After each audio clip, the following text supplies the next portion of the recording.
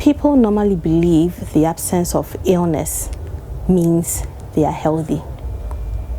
However, it is not so. Mental health is a very key component of good health. Today we are talking about postpartum depression. It falls under mental health.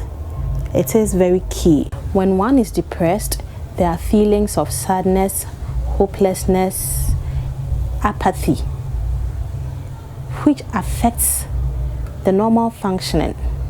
Postpartum depression is simply depression that occurs after childbirth.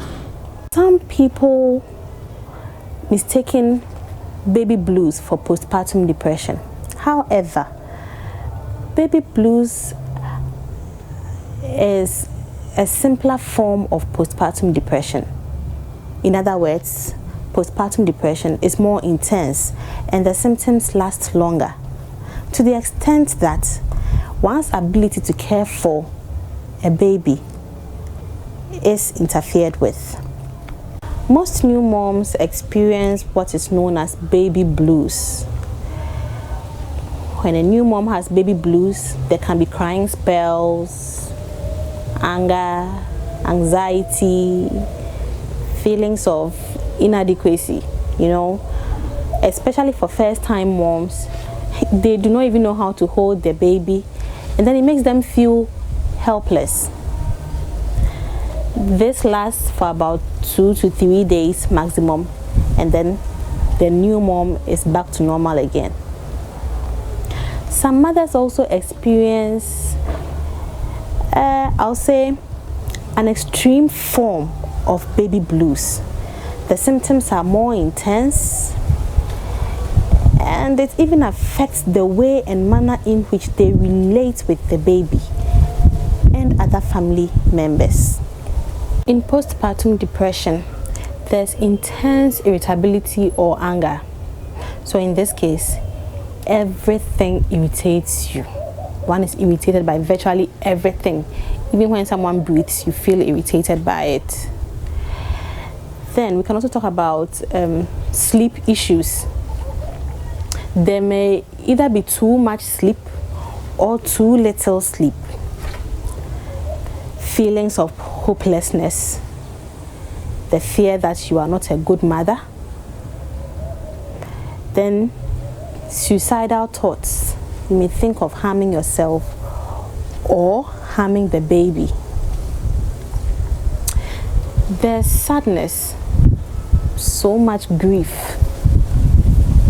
crying for no apparent reason. Postpartum depression may come about as a result of multiple births, financial issues, having a sick baby, breastfeeding issues, relationship issues between partners, having a stressful pregnancy or labor. For example, one may have lost her job because of this pregnancy, or one may have experienced a very painful labor with blood loss and a whole lot of things. So it may make the person depressed after childbirth. Because there are eating problems, one may either lose weight or gain weight when depression sets in. And then there's a loss of interest in everything that goes on. You don't really care about it, whether the baby feeds or whether the baby doesn't. When the baby cries, you don't really care. You don't want to have anything to do with the baby. The secret to resolving postpartum depression is seeking early treatment. You don't have to be shy about reporting how you are feeling to your midwife. You'll be taken through a series of psychotherapeutic processes to help you recover. Please do take note that it's not only first-time moms who experience postpartum depression. You may be a mother of 2, 3, 4, and you may still go through it. So please do seek help. People who go through postpartum depression sometimes experience self-denial.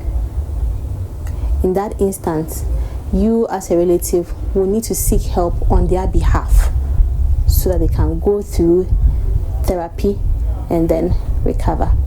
As a relative, when you find out that someone is going through postpartum depression, do not assume that the person is doing it deliberately, because the person has no idea what is really happening.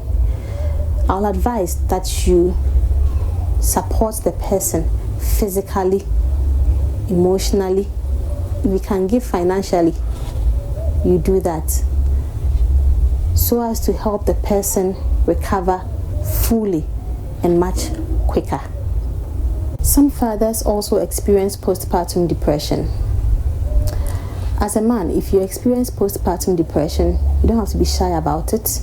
You also seek help as soon as possible, because you can only perform your fatherly duties when you are mentally sound. So you don't have to feel bad about it. You just seek help and then you go through therapy.